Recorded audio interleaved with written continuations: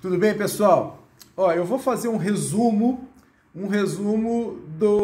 dos 5 capítulos que nós lemos até agora do Evangelho de João.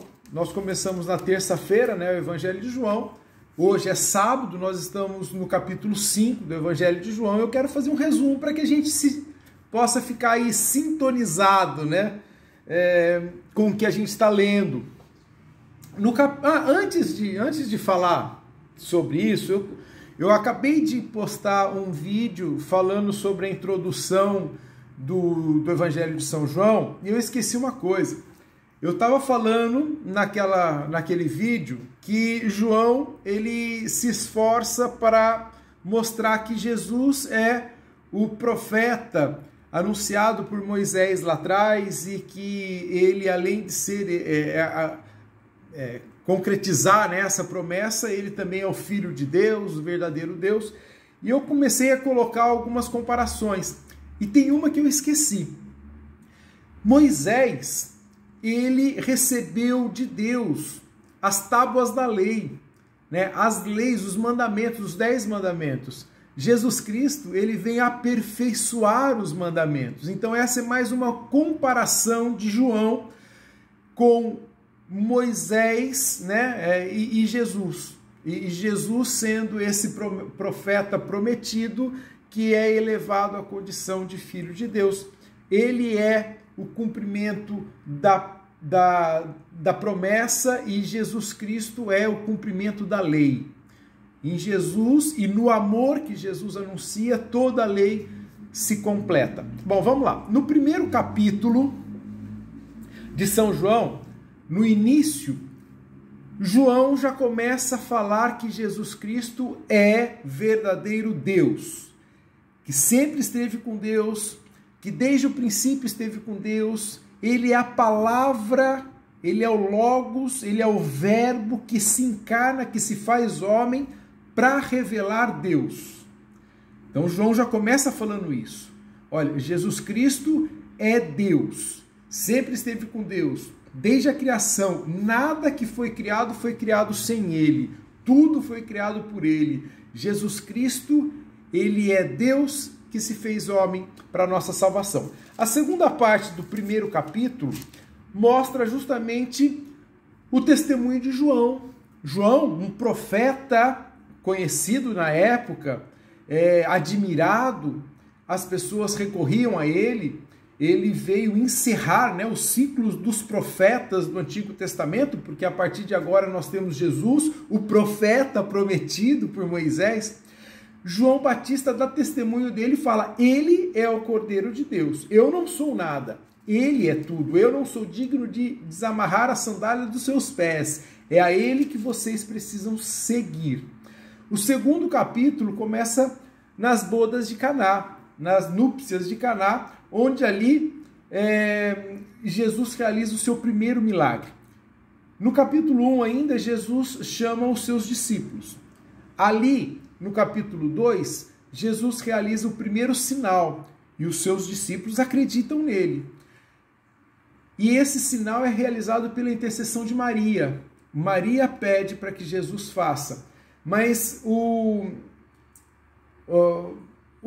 grande lance aí, né, o segredo maior é naquilo que Maria disse: fazei tudo o que ele vos disser.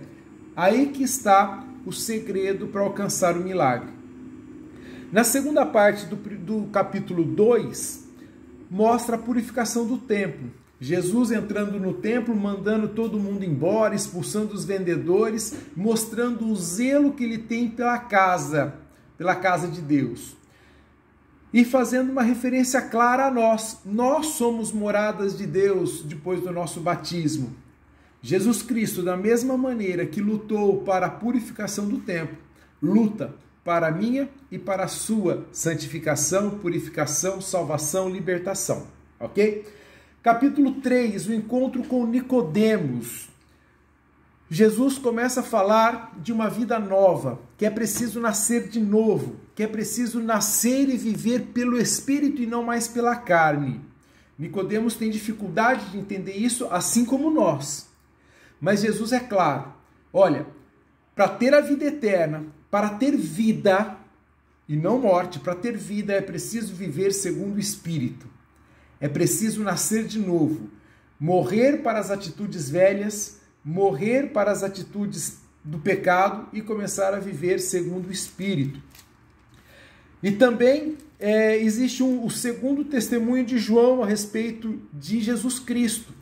E mais uma vez, João Batista aqui, né? Existe o João Batista, existe o João Evangelista. Então, o João Evangelista escreve que João Batista dá testemunho de Jesus Cristo. Fala que ele é o Cordeiro de Deus. E ainda fala assim, ó, quem crê no Filho tem a vida eterna. Finalzinho do capítulo 3. No capítulo 4, Jesus está entre os samaritanos que não se davam com os judeus, mas ele provoca um encontro com uma mulher samaritana e ali ele toca o coração daquela mulher, aquela mulher acredita nele, aquela mulher sai para anunciar falando que encontrou o Messias e muitos samaritanos começam a acreditar em Jesus, primeiro pelo anúncio da mulher, segundo e depois de uma maneira mais forte, pela própria palavra de Jesus Cristo, eles acreditam e se convertem ao cristianismo. Olha que bonito isso. E também, no capítulo 4, Jesus passa na Galileia, né? E ainda ele fala ali, olha, o profeta não é bem aceito na sua pátria. E ele faz o seu segundo sinal, o seu segundo milagre, ao curar o filho de um funcionário real. Ele fala, não, pode voltar que teu filho já está curado, e isso acontece. Capítulo 5, que nós estamos lendo hoje, é a terceira cura, o terceiro milagre de Jesus. É a cura daquele homem que possivelmente era paralítico, que ficava ali na piscina de Betesda, ou Petzata, depende da tradução da Bíblia, querendo entrar na água quando a água se mexia, porque eles acreditavam que era um anjo de Deus movendo a água. E Jesus Cristo, no meio daquela multidão, vê aquele homem, vai até ele, tem misericórdia dele, tem compaixão dele e cura aquele homem. Fala, pega a tua maca e vai embora. E isso era num dia de sábado. E isso gerou um problema, né? Porque os judeus, eles não admitiam que no sábado fosse feito nada, nem ao menos salvar uma vida. E a partir daí, então, os judeus começam a querer matar Jesus, porque ele curou um homem no dia de sábado. E isso é muito relevante para nós, porque no meio de uma multidão Jesus viu aquele homem, no meio de uma multidão Jesus vê você. Ele sabe das tuas dores, ele sabe das tuas necessidades, ele vai ao teu encontro querendo te ajudar. Na segunda parte do capítulo 5, a gente vê qual o segredo para alcançar esta cura. É justamente ouvir a palavra de Deus e colocar em prática. É acreditar naquele que enviou o Filho, mas também é aceitar o Filho como enviado. E aqui a gente volta lá no início do Evangelho de João, quando João fala que Jesus é Filho de Deus. Essa segunda parte é só sobre isso. Essa segunda parte do capítulo 5, João só fala isso. Jesus é Filho de Deus.